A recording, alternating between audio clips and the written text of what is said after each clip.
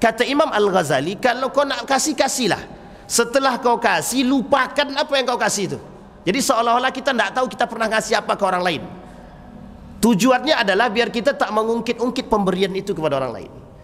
Yang susahnya Bapak Ibu, mohon maaf, ini kalimat sederhana, hutang budi. Bapak Ibu paham ya kalimat hutang budi ya? Orang kalau dah minta bantu kepada kita, mereka akan mengatakan kepada diri mereka, aku terhutang budi. Sampai sini paham Ibu? Bapak Ibu harus dipahami, hutang budi itu tak perlu dibayar. Ini yang harus kita, kadang-kadang kita menyalahkan diri kita sendiri karena kita sudah dibantu oleh orang lain, kita hutang budi. Ketika orang lain yang tadi membantu kita berbuat dosa, kita tak berani menyalahkan. Betul apa betul? Itu kebiasaan kita yang kita dapatkan di hari-hari. Orang itu dah baik kepada kita, saking baiknya dia kasih kita makanan, minuman, pinjamkan mobil, pinjamkan motor. Ketika dia berbuat salah, zalim dia, ketika dia melakukan perbuatan maksiat, kita tak berani menyalahkan. Artinya kita tak berani menasehatkan, bahkan kita tak berani memberikan nasihat dan peringatan kepada dia. Salahkah atau tidak kalau kita demikian? Salah Pak, berdosa kita Pak. Kalau tahu kita orang berbuat dosa, bermaksiat dia, tapi kita tak tegur dia, kita berdosa Pak, kita berdosa. Jadi apa kaitannya? Kaitannya adalah ketika ada manusia berdosa, maka wajib bagi kita menasehati. Itu wajib Pak, hukumnya wajib.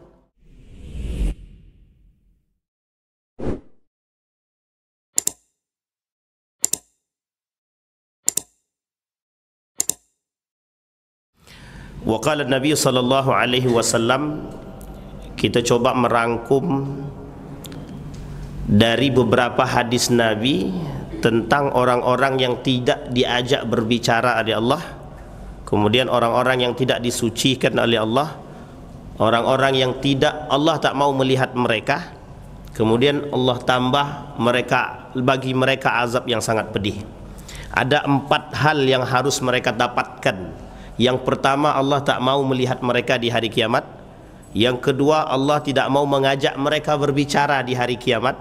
Yang ketiga, Allah tidak mau mensucikan mereka di hari kiamat. Yang keempat, bagi mereka azab yang sangat pedih. Kalau azabnya itu bahasanya azabun alim, bisa jadi perbuatan itu 2. Satu masuk dalam kategori mendekati dosa besar, yang kedua memang itu perbuatan dosa besar. Jadi ada yakadu, mendekati perbuatan dosa besar, kemudian yang kedua memang itu perbuatan daripada dosa besar.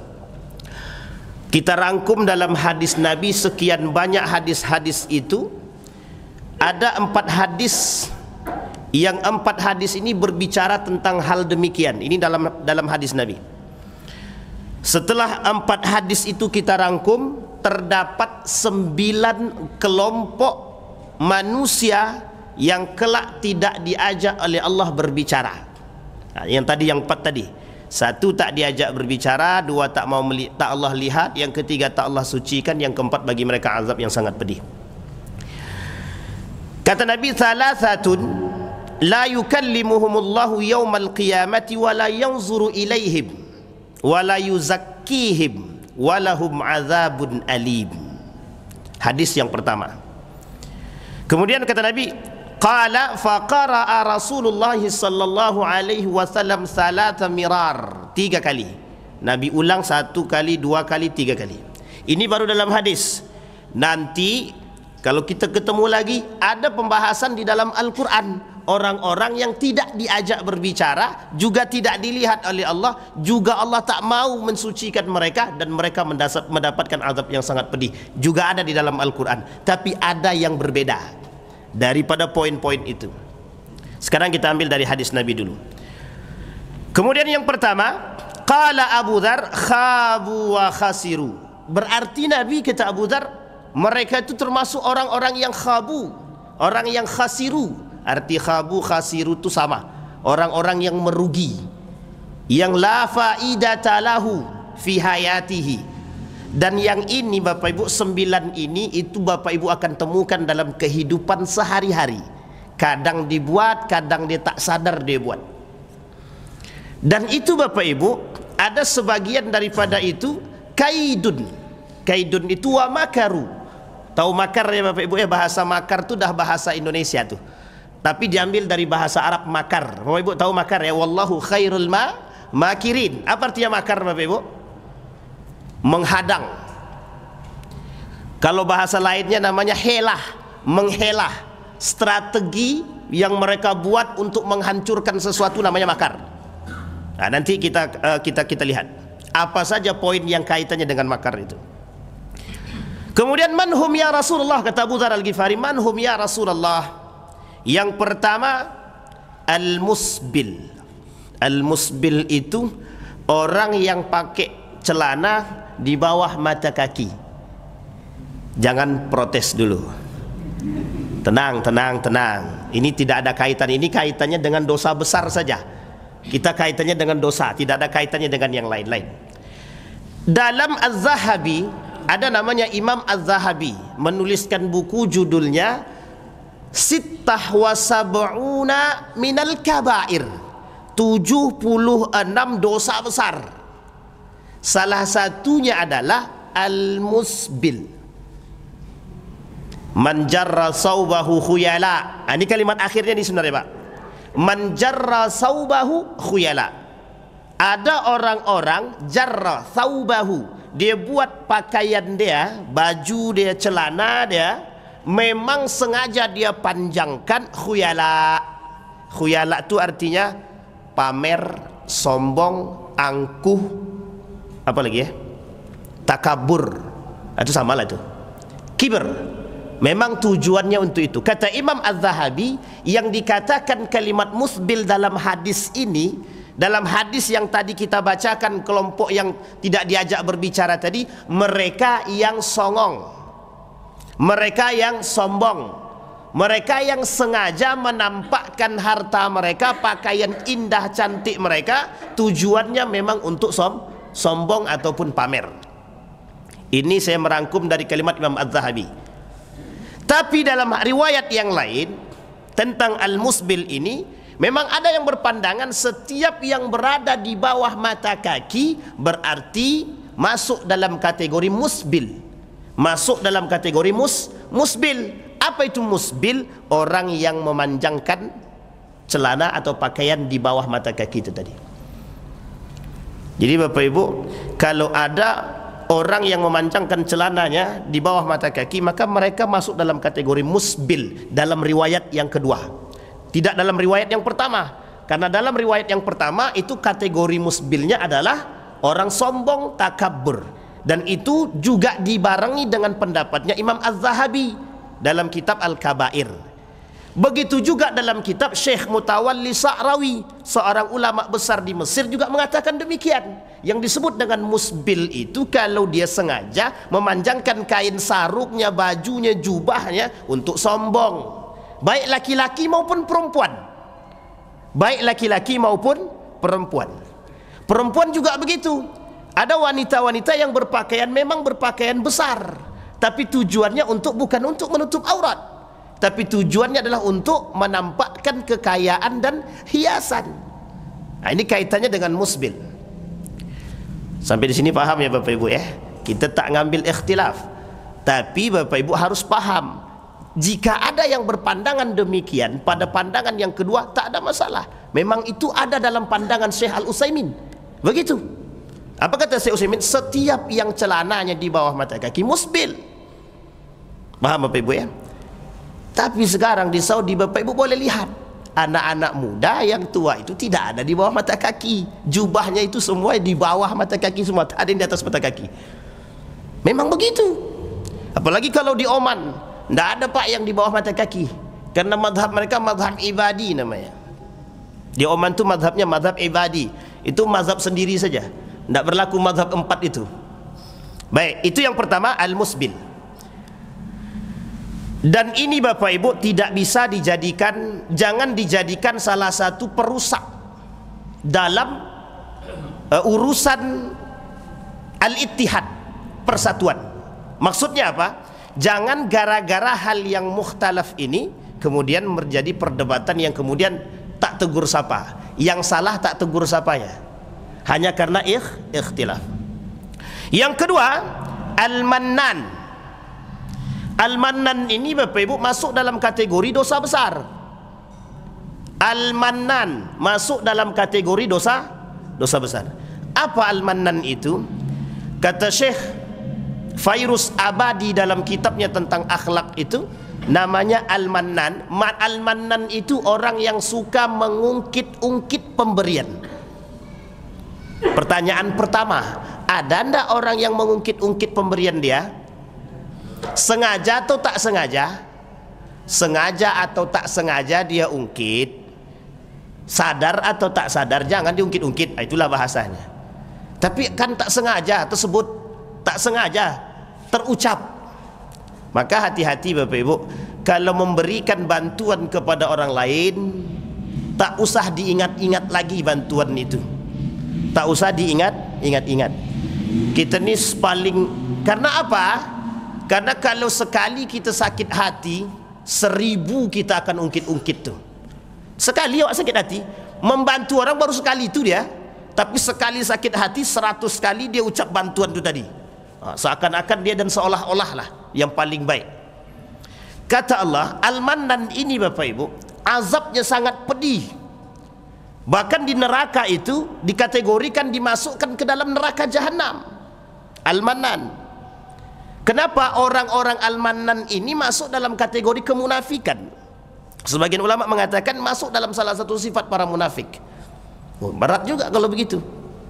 Kalau dimasukkan dalam kategori munafik, maka nerakanya jahanam. Kalau nerakanya jahanam bukan sadis lagi, paling sadis di antara sekian neraka itu. Nah, ini yang harus kita pahami. Maka Bapak Ibu, salah satu sifat yang dikatakan oleh Imam Al-Ghazali tentang memberi itu, ini namanya, kalau dalam kitabnya Imam Al-Ghazali itu, pecahan daripada Ihya Ulumuddin itu, Asraruz Zakah. Judulnya rahasia-rahasia zakat. Kata Imam Al-Ghazali, kalau kau nak kasih, kasihlah.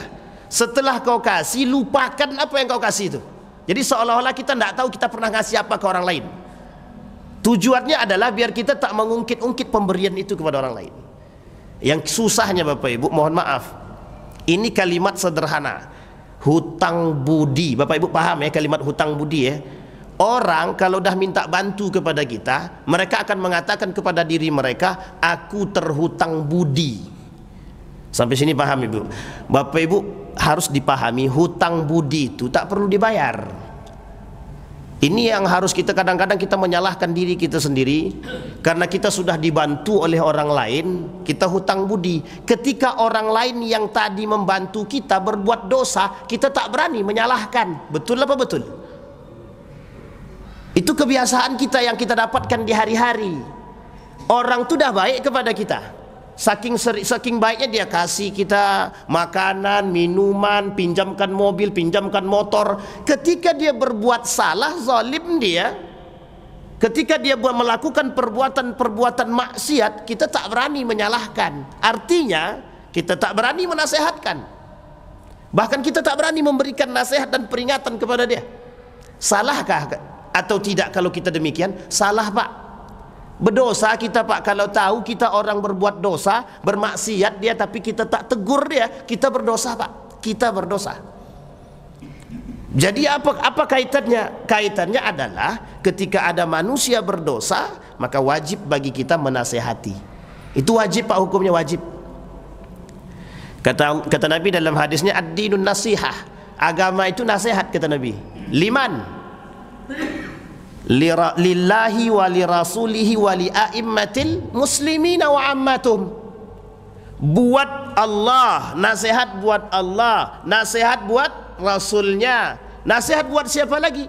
A'immah, para pemimpin-pemimpin. Kemudian siapa lagi? Ammatuhum, dan sekalian-kalian semua. Maka kalimatnya hadis Nabi yang selanjutnya, tanasahu, saring memberi nasihat. Jadi al-mannan itu mengungkit-ungkit pemberian. Kata Imam Al-Ghazali, sifat memberi yang paling baik itu kasih kemudian lupakan. Kata Ustaz Luqmanul Hakim, yang sedekah beras itu, Kata beliau, paling susah itu yaitu tadi, memberi dan melupakan itu yang susah. Karena kita selalu pengen dianggap sebagai pahlawan, sudah membantu orang lain. Bapak Ibu yang masih dalam hatinya punya perkataan, punya keinginan untuk dipuji orang lain, dianggap sebagai pahlawan oleh orang lain, cepat-cepat dihapus. Kenapa? Karena Bapak sudah menumbuhkan api dalam diri Bapak, membakar amal ibadah yang tadi kita buat. Jadi kalau kita sudah merasa seorang pahlawan karena sudah bantu orang lain, maka kita termasuk orang yang menghidupkan bara api di dalam diri kita dan menghapus dan membakar semua amal ibadah kita tadi. Nah, itu susahnya Pak. Kalau dosa besar ini kaitannya tak enaknya. Al-Mannan itu. Kemudian yang ketiga, al-munfiq atau munfiqu sil'atin bil halaf. Oh, ini sudah kita pernah jelaskan. Orang yang kemudian jadikan sumpah dalam jual beli. Nah, ini saya sampaikan Bapak Ibu. Bapak Ibu kalau pedagang tak usah gunakan sumpah, tak usah pakai sumpah. Wallahi ini bagus ini barang saya, tak usah. Tidak usah sekalipun baik, tak usah. Apa kata Nabi? Al-halafu munfiqatun lis-sil'ati mumhiqatun lil-barakah. Sumpah itu memang bisa mendatangkan sil'ah, keuntungan, tapi menjauhkan dari berkah. Mohon maaf Bapak Ibu, saya ambil contoh. Allah berkata dalam Al-Quran, wailul lil mutaffifin, betul ya? Wailul lil mutaffifin, kecurangan dalam timbangan. Ini bahasa kiasan, bukan hanya timbangan. Lebih tepatnya kezaliman dalam jualan. Kezaliman dalam jualan, apapun bentuk kezalimannya. Bapak Ibu jualan baju atau apapun lah Bapak Ibu jual. Bapak Ibu cari orang lain untuk mempromosikan barang Bapak Ibu di tempat. Seakan-akan dia pembeli, padahal dia bukan pembeli, tapi sekongkol dengan ibu hanya untuk menarik pelang. Tak boleh Bapak Ibu, tak boleh, haram. Kau jadi pembeli seakan-akan pembeli ya. Wih, barang ni cantik, dipuji-pujinya barang awak. Karena apa? Karena orang kita. Dan ini Bapak Ibu tak boleh. Dan ini sering saya dapatkan di pasar Bapak Ibu. Mohon maaf betul. Kami tak sengaja terserobok. Baru pagi itu kita ngasih kajian, judulnya sama, pagi itu ditemukan langsung. Kita nasihati sama beliau, tak boleh begitu Pak. Marah-marah dia.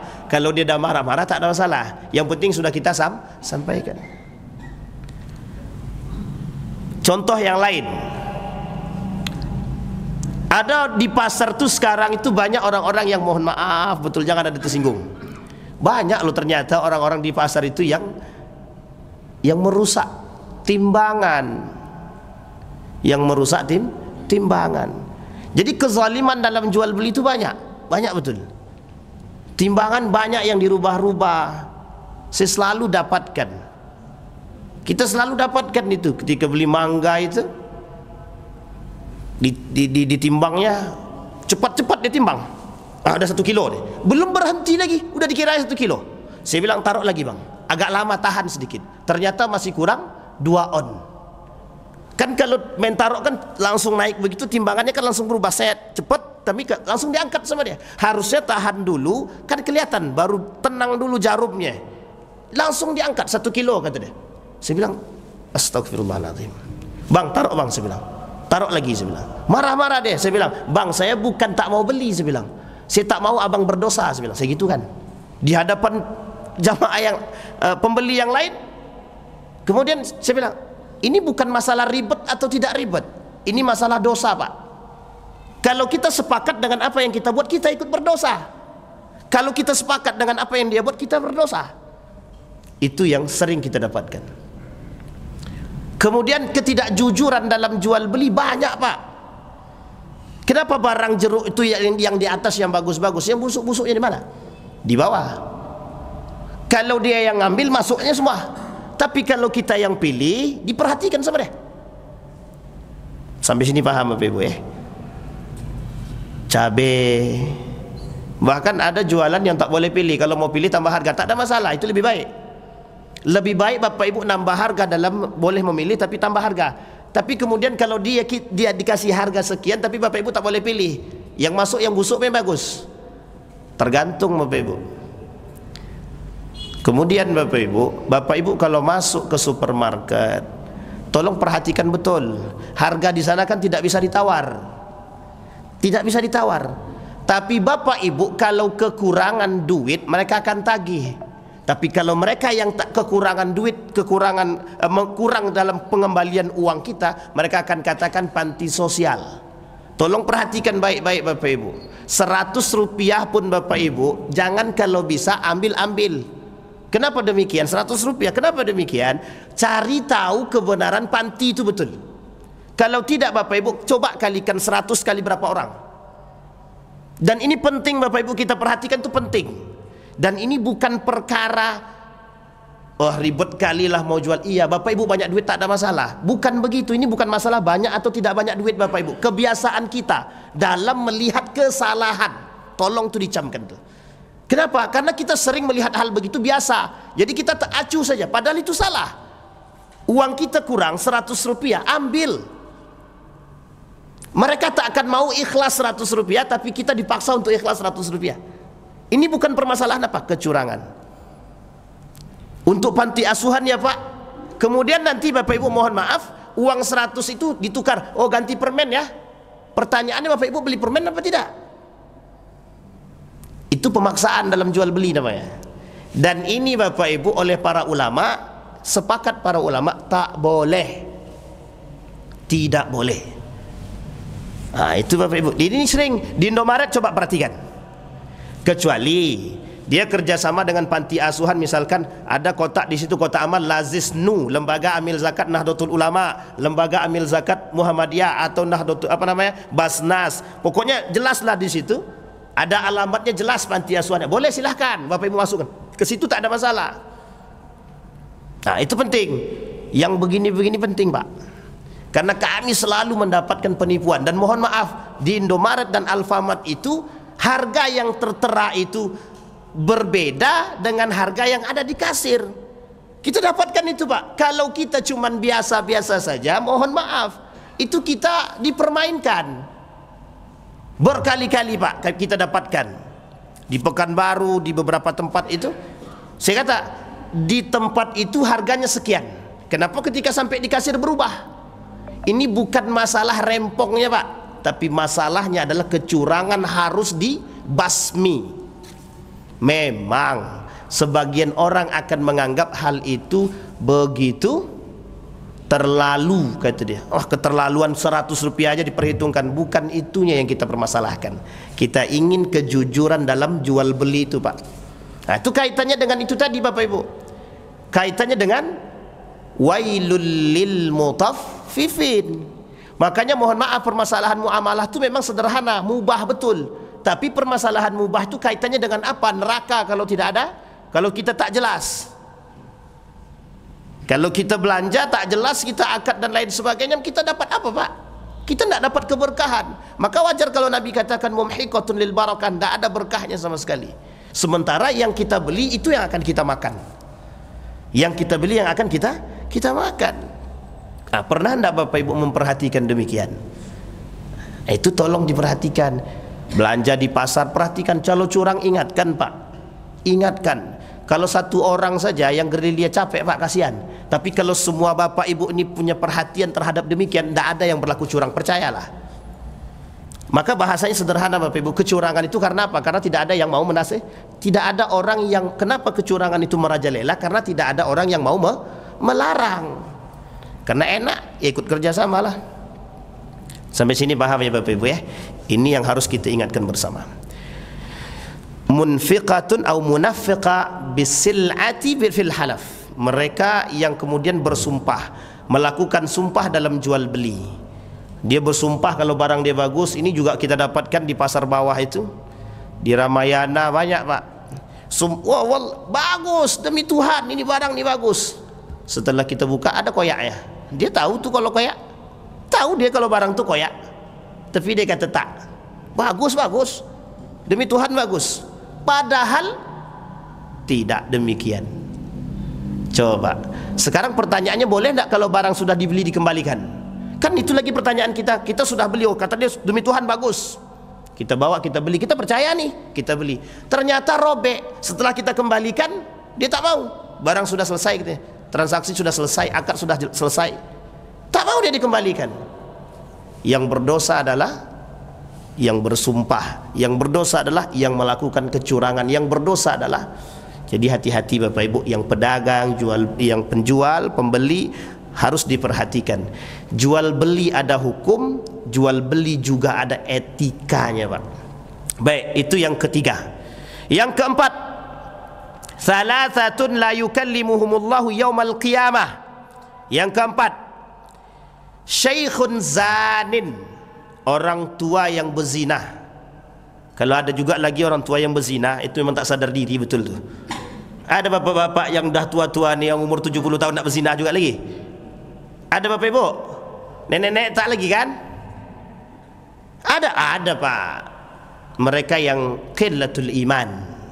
Ada orang-orang yang masa tuanya memang karena tidak keberimanan, karena tidak memiliki iman yang baik, mereka banyak yang berzina. Dia punya duit banyak deh. Mohon maaf ya, mohon maaf betul. Mereka punya banyak uang, mereka bisa beli apa yang mereka mau. Saya pernah ceritakan di masjid ini kalau tidak salah. Dulu kami, mohon maaf ya, kami dulu di Yogyakarta itu ada namanya ayam kampus namanya. Itu langganan Bapak Ibu. Kawan saya kebetulan germonya kawan saya. Kawan satu kelas lagi, orang Riau pula lagi. Dia germonya, jadi selalu dapat telepon. Jadi kalau ada orang dari sini datang ke sana ditelepon, tolong sediakan satu orang ayam kampus untuk satu malam, jadilah gitu. Nah, begitu Bapak Ibu. Datang kami, mohon maaf nih ya Bapak Ibu, datang kami ke kos dia itu. Karena kita kawan kan, kita main ke kos dia, isinya dalam kos itu kondom aja Bapak Ibu. Dan itu na'udzubillah. Dan ada kita dapatkan orang tua, artinya umurnya sudah di atas 60 tahun, tapi karena memang mereka punya duit, mau gimana? Karena mereka punya duit. Ini yang susah yang begini Bapak Ibu. Kalau ada orang tua yang masih berzina, itu lebih parah, itu hukum azabnya lebih parah itu. Lebih parah itu 10 kali cambukan langsung mati itu kayaknya tuh. Tinggal menunggu ajal. Tapi masih ada, masih. Kata Allah, yang paling aku benci orang tua, yang paling aku benci kata Allah dalam hadis kursinya itu, orang tua yang berzina. Apa kata Allah dalam hadisnya itu? Dalam hadis kursi itu, akrahu salasan wa kurhi li salasin asyad. Aku membenci 3 perkara, tapi 3 perkara yang lain yang sangat aku benci. Yang pertama adalah asyabuz zani, ada pemuda-pemuda yang berzina. Tapi yang paling aku benci adalah asyaikhuz zani, orang tua yang pezina. Baik, saya kira insya-Allah kalau ini, apalagi orang-orang Riau ini sadar diri, insya-Allah orang-orang Melayu banyak yang sadar diri. Tak ada yang tua-tua yang mau berzina. Tapi zina di sini zina apa dulu? Zina dalam kategori apa? Baik pandangan, baik perbuatan, baik juga kaki, zinah tangan, zinah mata, zinah mulut, zinah hidung, zinah hati. Dah tua tu tak usahlah banyak-banyak membayangkan yang tak betul. Datang je ke masjid baca Quran. Kalau bisa hafal Quran, alhamdulillah. Kami punya guru umur 70 tahun, belum hafal Quran sama sekali, tapi dapat gelar doktor di umur 70. Tapi setelah umur 70 dia berniat untuk menghafal Quran. 3 tahun kemudian di umur 73 tahun hafal Quran 30 juz. Itu mantap tuh Pak kalau begitu tuh.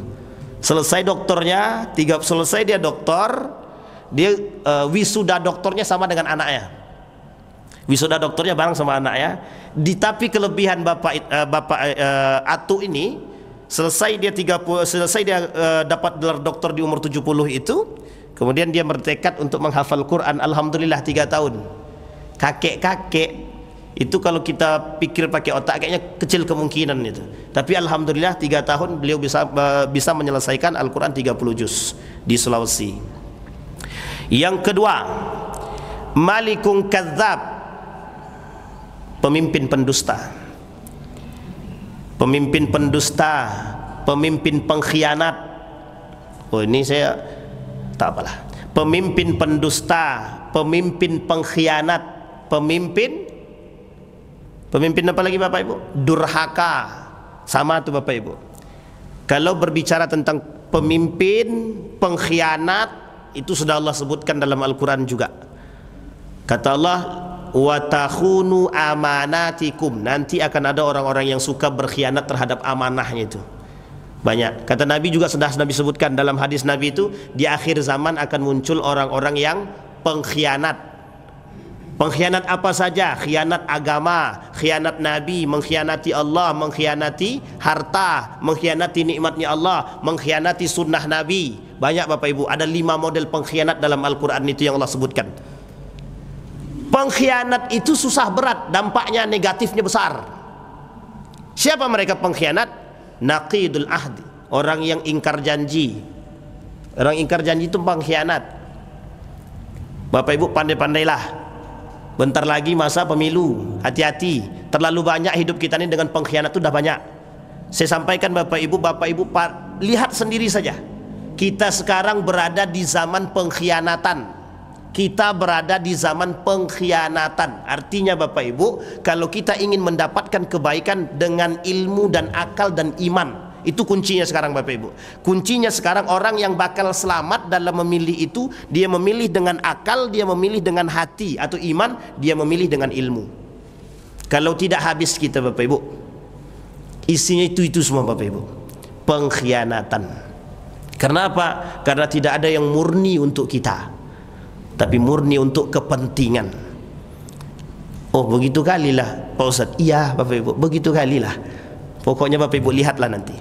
Wa'ailun mustakbir. Yang keenam tu ailun mustakbir. Ailun mustakbir itu orang miskin yang songong. Ada orang miskin yang sombong Bapak Ibu? Bapak Ibu yang jawab ya. Orang miskin sombong ada. Dah tahu dia miskin tapi datang ke Allah pun tidak. Sembahyang pun tak mau. Ini mantap deh Bapak Ibu. Orang-orang seperti ini perlu tuh. Udah tahu dia tak punya, udah tahu dia tak mampu, dia tak datang kepada Allah. Justru kadang-kadang mohon maaf, yang muncul di kalangan kita saat ini adalah orang miskin berlagak kaya. Ya Allah, beberapa hari yang lalu itu kita tahu betul orang itu, kita kenal. Tapi lagaknya Masya Allah, HP-nya iPhone 12. Ternyata ngutang semua. Yang stres siapa? Suaminya Bapak Ibu. Yang stres siapa? Suaminya, untuk bayar hutang. Istrinya Masya Allah, di Facebook itu kerjaannya menampilkan ABCD lah begitu. Tapi kita nasihati, ya mau terima Alhamdulillah, tak mau ya sudah. Tapi Bapak Ibu, begitu keadaan kita saat ini. Itu keadaan kita saat ini. Orang-orang yang memang mereka tak mampu, tapi mereka tidak pengen dihina. Ini penyakit kita juga Bapak Ibu. Ada orang tak mampu, kita selalu menghina dan merendahkan orang lain. Tolong itu jangan dilakukan. Yang harus kita timbulkan saat ini perhatian kita terhadap orang-orang tak mampu, bukan merendahkan orang lain. Mohon maaf Bapak Ibu, mohon maaf betul. Penyakit kita saat ini, orang berduit kita hormati sekalipun tak berakhlak. Orang tak mampu sekalipun dia berakhlak kita asingkan. Itu penyakit kita saat ini Bapak Ibu. Kalau kita tengok nampak dia beriman baik, dia ternyata orang tak mampu dia. Seakan-akan kita berpikir orang ini datang ke kita paling minta aja nih, pasti mau, ada maunya. Tapi kalau orang kaya sekalipun dia tak punya akhlak, tak punya adab, tak punya iman, itu kita mau, kita hormati dia. Ini penyakit kita zaman ini sekarang begitu pula. Melihat orang tak mampu kita merendahkan orang lain. Tapi ada penyakit yang lain, orang-orang tak mampu kadang-kadang mereka tak sadar diri. Justru mereka sombong, padahal Allah sudah kasih mereka berita gembira. Bagi orang tak mampu itu Allah kasih, bagi orang miskin Allah kasih berita gembira. Kata Nabi, yang paling dulu masuk surga hisabnya sedikit. Kenapa hisabnya sedikit? Sehingga para sahabat tuh pengen masuk, pengen jadi orang miskin. Termasuk Abdurrahman bin Auf itu pengen miskin, tapi tak miskin-miskin. Ya sudahlah, sudah takdirku dikayakan, kata dia. Dia bilang sama sahabat, udah takdirku untuk dikayakan. Tapi dia meminta miskin, dia minta miskin karena biar cepat masuk surga. Tapi tak dapat juga. Akhirnya tetap dikayakan oleh Allah. Tapi alhamdulillah kekayaannya untuk keberkahan. Itu yang keenam. Kemudian salasatun la yukallimuhumullah. Ada lagi 3 perkara yang memang sama kondisinya, tidak diajak oleh Allah berbicara, Allah tak mau lihat mereka, Allah tak mau sucikan mereka Bapak Ibu. Dan bagi mereka azab yang sangat-sangat pedih. Rajulun ala fadli ma'in bil falati yamna'uhu min ibnis sabil. Ada orang-orang, misal mohon maaf nih Bapak Ibu ya, ini ada masjid Nurul Yakin. Datang orang-orang Ibnu Sabil. Bapak Ibu tahu Ibnu Sabil? Kalau dulu namanya Ibnu Sabil masih ada, kalau sekarang sepertinya sudah tidak ada. Yang ada fisabilillah. Kalau sekarang ini fisabilillah. Tapi sebenarnya masih ada Ibnu Sabil. Datang dia ke masjid kita, minta air kita. Kemudian ada yang melarang, yang tak boleh memberikan minuman kepada mereka. Padahal mereka pejuang, mereka berjihad di jalan Allah, kita tak kasih mereka minum. Nah, itu termasuk dalam kategori dosa besar. Orang-orang yang tidak punya perhatian terhadap Ibnu Sabil. Nah, sekarang mungkin tak terlalu banyak. Tapi Bapak Ibu, kita kondisikan. Ada orang-orang, kita kiaskan, ada orang-orang yang memang rajin dia beribadah, tapi mereka tidak memiliki tempat tinggal. Tapi Bapak Ibu tidak punya perhatian terhadap mereka. Ketika mereka datang kepada kita minta bantuan, kita tak bantu mereka. Itu sama dengan kondisi itu Bapak Ibu. Rajulun ala fadli ma'in bil falati yamna'uhu min ibnis sabil. Ada orang-orang yang punya kelebihan, mereka tak mau memberikan kelebihan mereka kepada orang yang tak mampu. Padahal orang yang tak mampu tersebut rajin ibadah. Nah, yang kayak gini kita harus perhatikan Bapak Ibu.